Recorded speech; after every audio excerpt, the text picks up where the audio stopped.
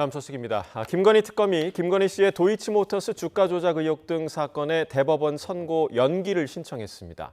무상 여론조사 사건과 관련해 김 씨와 공범인 윤석열 전 대통령 사건 선고 결과를 반영한 추가 의견서를 제출하기 위해서인데요. 취재기자 연결해서 자세히 알아보겠습니다.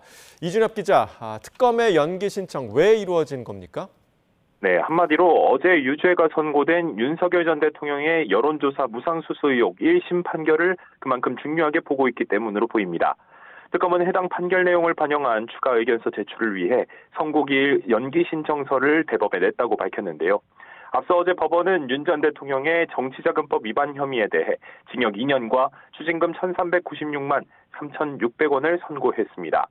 김건희 씨의 앞선 1, 2심 판결에서 모두 무죄가 나온 것과는 대비되는 결과입니다. 윤 전 대통령 부부는 지난 2021년 6월부터 2022년 3월까지 명태균 씨로부터 58차례에 걸쳐 2억 7천만여 원어치 여론조사 결과를 무상으로 받은 혐의 공범으로 기소돼 있습니다. 특검으로서는 같은 혐의에 대해 정반대 판결이 나온 만큼 이를 발판 삼아 상고심에서 결과를 뒤집기 위해 막판 총력전에 나선 거로 풀이됩니다.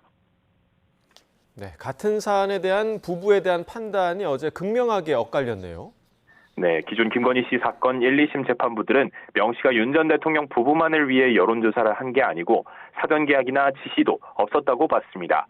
반면 어제 윤 전 대통령 재판부는 명 씨와 윤 전 대통령 부부 사이에 여론조사와 정치적인 조언을 주고받기로 한 암묵적인 합의가 있었다고 판단했습니다. 김영선 전 의원의 공천을 두고도 판단이 갈렸습니다. 김 씨 재판부는 공천이 절차에 따라 이뤄졌다고 봤지만 윤 전 대통령 재판부는 명 씨에게 보답하기 위해 부당한 영향력이 행사됐다고 판단했습니다. 다만 윤 전 대통령 재판부도 기소된 혐의 가운데 명 씨가 윤 전 대통령 부부에게 결과를 전달한 것이 확인되는 14차례에 대해서만 유죄로 인정했습니다. 네, 그리고 원래는 모레 대법원에서 이 사건에 대해서 판단할 예정이었죠? 네, 윤 전 대통령 판결 사흘 만에 대법원에서 같은 사건을 정리할 예정이었습니다. 모레인 오는 16일 오전 10시 15분 김건희 씨의 도이치모터스 주가 조작, 통일교 청탁 의혹과 함께 여론조사 무상수수 혐의에 대해서도 결론이 나올 예정이었습니다. 앞서 1심은 통일교 금품 수수 의혹 일부만 유죄로 인정해서 징역 1년 8개월을 선고했지만 2심은 통일교 의혹 전체와 도이치모터스 주가 조작 혐의 일부를 유죄로 판단해 징역 4년, 벌금 5천만 원형을 내렸습니다. 그러나 특검이 연기를 신청하면서 선고가 다소 밀릴 가능성도 배제할 수는 없게 됐습니다. 네, 이런 가운데 종합특검이 심우정 전 검찰총장에 대한 구속영장을 청구했다고요? 네, 2차 종합특검이 심우정 전 검찰총장과 전무곤 전 대검찰청 기획조정부장에 대해 구속영장을 청구했습니다. 내란 중요임무종사와 직권남용 권리행사방해 혐의입니다.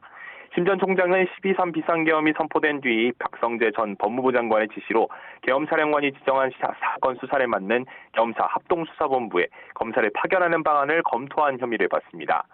박 전 장관의 내란죄 1심 판결문에는 심 전 총장이 박 전 장관과 계엄 선포 이후 3차례 통화하며 합수부 인력 파견을 논의하고 이어 대검 간부와 연락했다는 내용이 담겼습니다.